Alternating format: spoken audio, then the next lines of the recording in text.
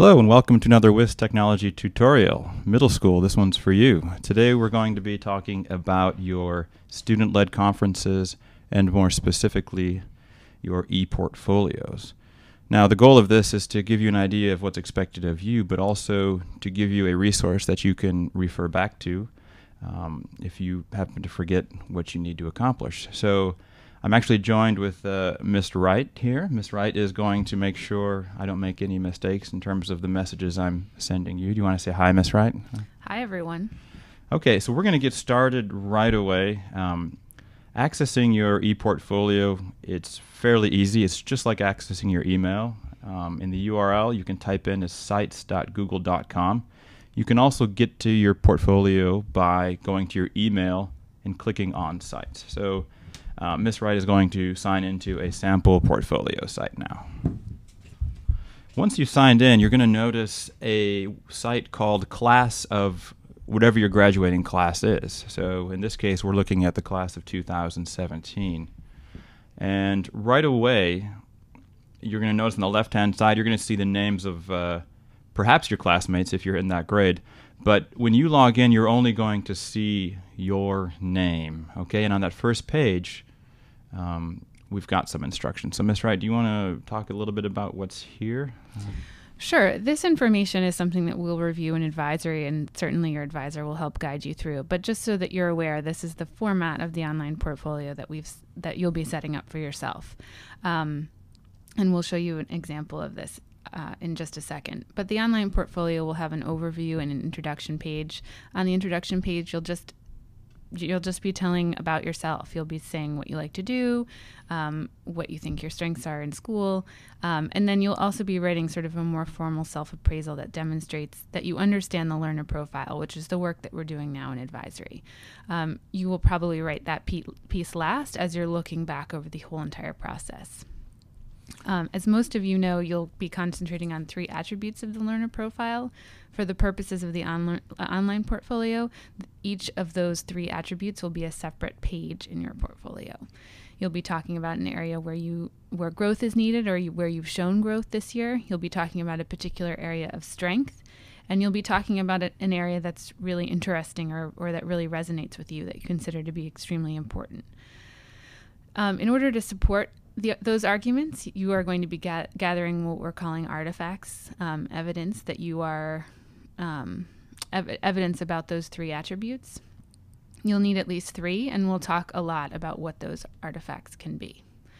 In addition to that, you'll be writing written reflections about each of your 3 attributes based on some guiding questions and also obviously on your own reflection. So as Ms. Wright pointed out, you're going to be needing separate pages. Now, looking at the portfolio, I'm going to show you now how to make a new page for each of these artifacts. Anytime you log into Google Sites, you have in the upper right a series of buttons, okay? The one to add a new page looks like a sheet of paper with a plus symbol in the middle of it. So once you click on your name, so I believe Ms. Wright is down here. What we're going to do is add a new page, okay? I'm going to save her page first. And simply by clicking the New Page button, we can now name a new page and locate it right below Ms. Wright's portfolio name. What should we be calling these pages, Ms. Wright? Well, if you were adding a new page, you would most likely be adding the page that had to do with the particular attribute that you've chosen. So, for example, if one of my attributes that I was focusing on was inquirer, I would spell it correctly, first of all.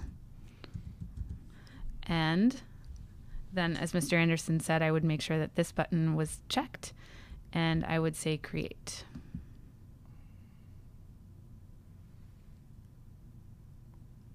Okay. Now right away it's actually going to put you in editing mode, and perhaps at this time I should demonstrate some of the layout options. So if those of you who perhaps like to work in columns or sort of side by side writing and images and artifacts, under layout you can see these are your options for presentation on the screen, okay?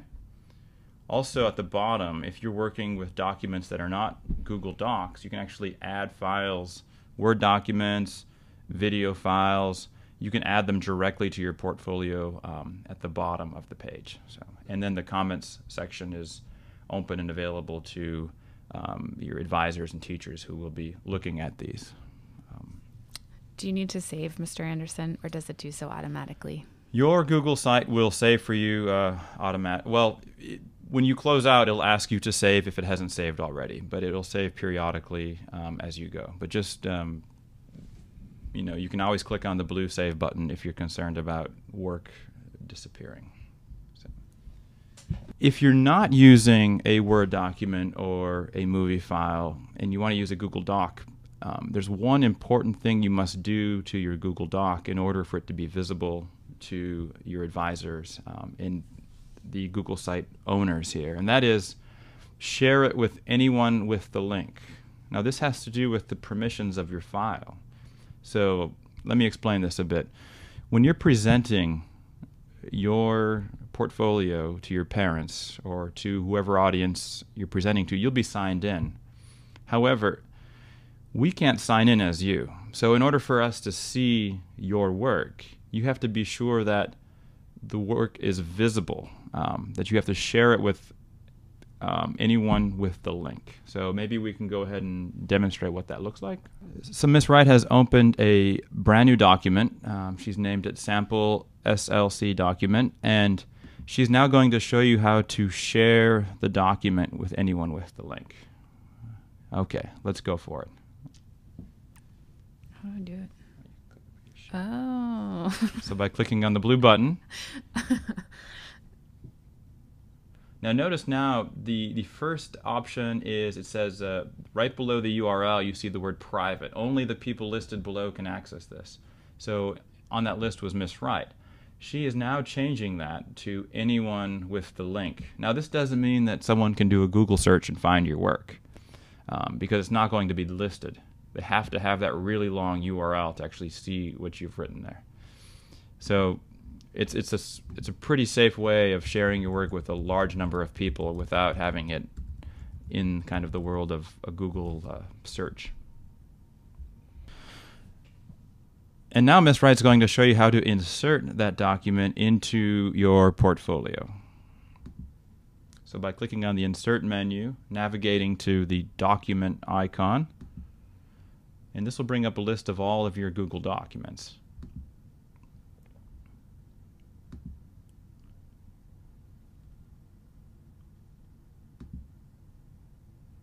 And it will embed it directly into your portfolio. And once you click Save, it'll become visible.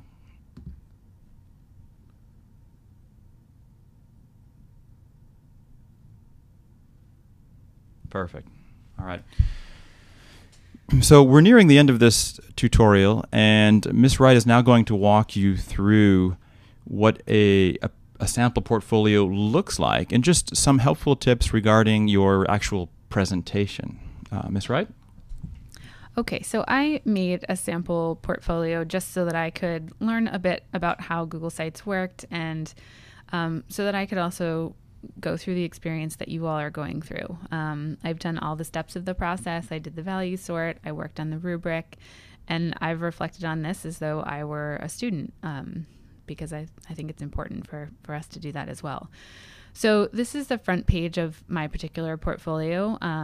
I have an introduction. I think I could definitely expand that a little bit, but again, I was just sort of trying to go through the whole process. This is also where you'll put your self-appraisal. I wrote something for the beginning, just sort of an assessment of where I thought I was in the very beginning, and an overview. I did talk in the self-appraisal about the three attributes that I was choosing to focus on, but just very briefly. Obviously, I'll go more in depth with those as time goes on and we go through this process. The other things that I put on the front page of the process of the portfolio, because I thought it was really important, because this is where we all started, were these PDFs that I scanned, my actual learner profile rubric that I filled out with my notes.